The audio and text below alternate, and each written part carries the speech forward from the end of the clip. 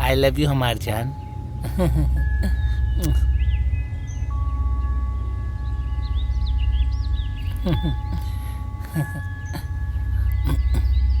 कितना लेट हो गेलू तू?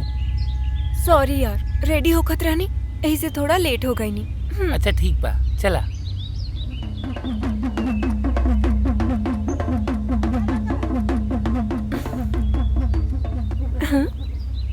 बहुत याद आवत रहल तोहार। अच्छा, बहुत दिन बाद मिलनी ना हमनी। मिस करेलू हमरा के? अच्छा बहुत, और न तका।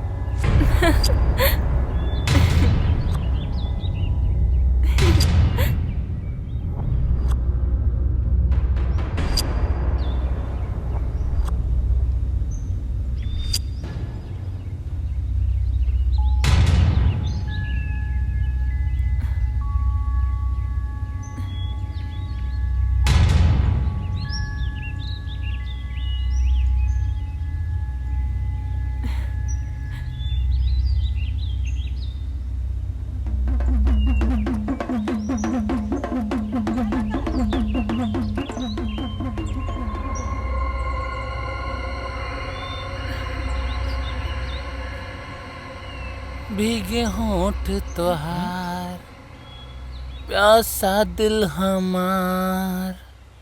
ए राजू, दान रे। भगवान तू दोनों के हमेशा सही सलामत रखे। इला केहू के नजर ना लागे। तोहार उम्र लंबी होखे।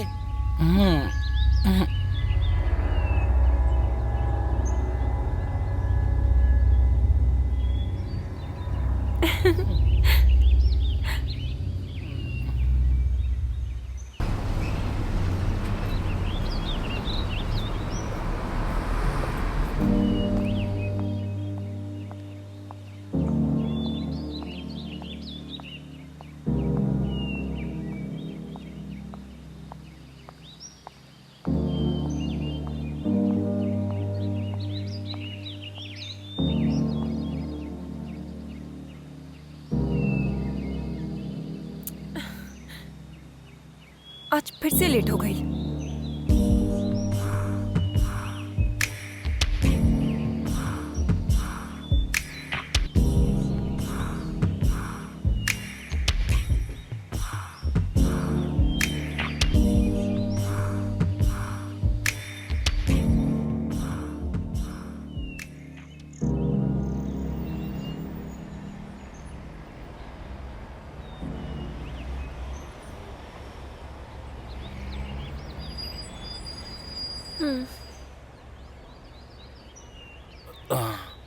हाय बेबी, तू कैसन बाड़ू? का है? कितना लेट हो गई तू। हम कब से तुम्हारे यहाँ वेट कर रहल बानी। तू हमेशा ऐसन करेला, हमेशा हमके वेट करावेला। पता बा, 1 घंटा हो गई हमके यही जाए। I am really sorry baby. Actually कहा ना, कुछ बहुत इम्पोर्टेंट काम आ गल रहे त हम लेट हो गई नी बोलनी ना। I am really sorry. Sorry. अच्छा, तू ऐसे काम में बिजी रहा और हम केहू और के साथे निकल जाई। फिर ऐसे ही देखत रहिए तू हमके। हम तोहरा के जिंदा छोड़ब तब ना। का मतलब? अरे हम कहनी कि हम जा दे तब ना। हम तो से इतना प्यार करे नी कि हम तोरा कहीं जा ही ना दे। हम चला छोड़ा, इतना भी प्यार न करेला तू हमरा से, कहीं जाए ही ना दो।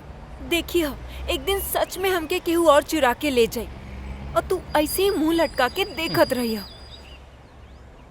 अच्छा छोड़ा, चला आज हम तोके एगो बहुत बड़ा सरप्राइज देता नी। बहुत बड़ा सरप्राइज?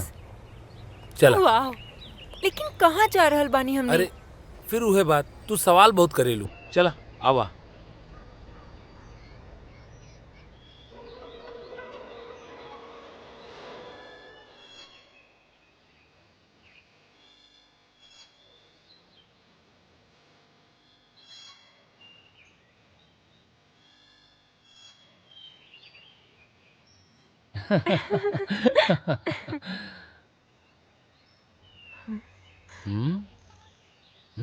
ई कहाँ ले आइला तू हमरा के?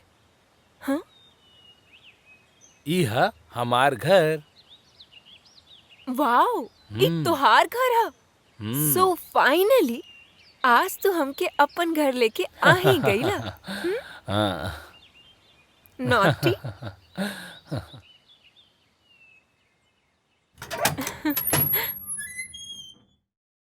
हम्म। हम्म।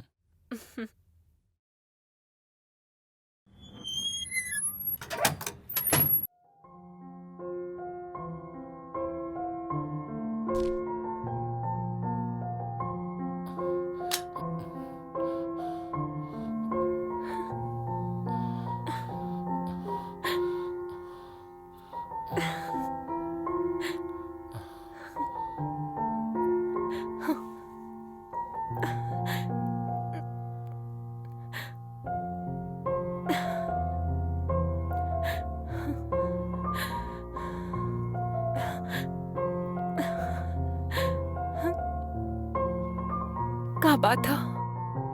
आज तो बड़ा मूड में बाड़ा तू। हम तोरा से बहुत प्यार करेनी, सच में बहुत प्यार करेनी तोरा से। तो चला ना, बेडरूम में चला ना।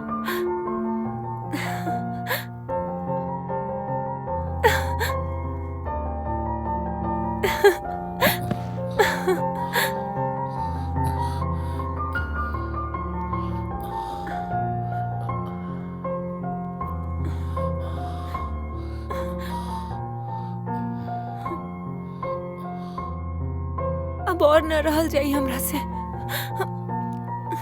इतना भी का जल्दी है बेबी।